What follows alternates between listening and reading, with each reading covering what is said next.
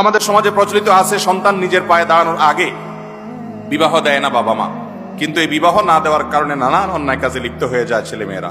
এ ব্যাপারে ইসলাম কি বলে?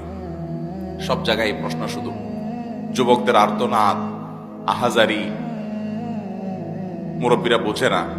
আল্লাহ তাআলা আমাদের চাচা জেঠাদেরকে, মুরব্বীদেরকে হেদায়েত দান করুন, যুবকদের কষ্টগুলো যে তারা বুঝে সেই তৌফিক দান করুন। আমি প্রায় সময় বলি, বাবারা আপনারা কত বছর বয়সে বিয়ে করছেন? বুকে হাত দিয়ে বলতে পারবেন? বেশিরভাগ ছোট ছোট থাকতে বিয়ে করছেন, ঠিক না বেঠিক? চাচিরা আপনাদের বিয়ে হয়েছে কত?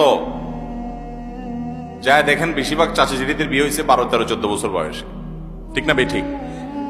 আপনারা সবাই অল্প বয়সে বিয়ে করছেন। আপনাদের এত অল্প বয়সে বিয়ে না করলেও চলতো, আপনাদের এই বয়সে বিয়ে না করলেও, কারণ আপনাদের আমলে এত ফিতনা চতুর্দিকে ছিল।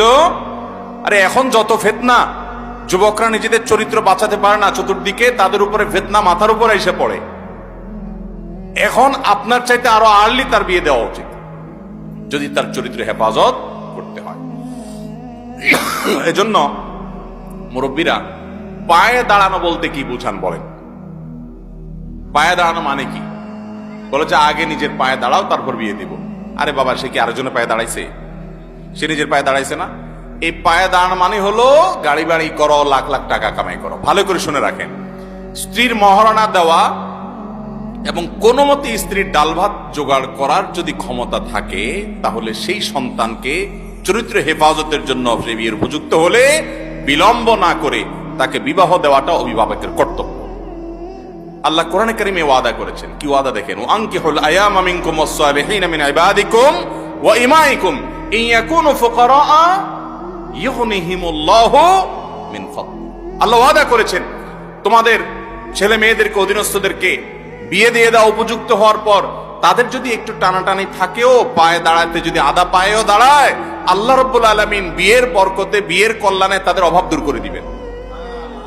একটা আসর আছে একজন সালাফ থেকে, আজাবান লিমান তালাবাল গিনা মিন গায়রি নিকাহ, বলেন যে আমার আশ্চর্য হয় ওই লোককে দেখে যে লোক চায় যে তার পয়সা পাতি হোক অথচ বিয়ে করে না।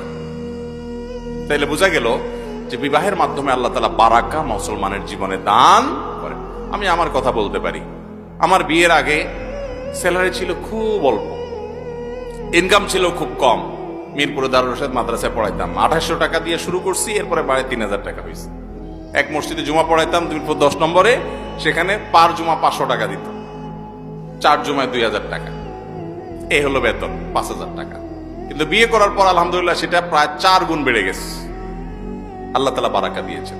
ইমানদার সে বিশ্বাস থাকতে হবে। আল্লাহ ওয়াদা করেছেন, ইন ইয়াকুনু ফুকারা ইউগনিহিমুল্লাহু মিন ফাদলি, তোমাদের সন্তান সন্ততিদের একটু টাকা পয়সা টানাটানি আছে, মোটামুটি ডালভাতটা সে জোগাড় করতে পারে, সে একেবারে অলস না, চেষ্টা করে, পরিশ্রম করে, তো তার চরিত্র হেফাজতের জন্য বিয়ে দাও। যদি তাদের একটু অভাব থাকেও, টানাটানি থাকেও, আল্লাহ রাব্বুল আলামিন সেটা দূর করে দিবেন, আল্লাহর ওয়াদা আছে।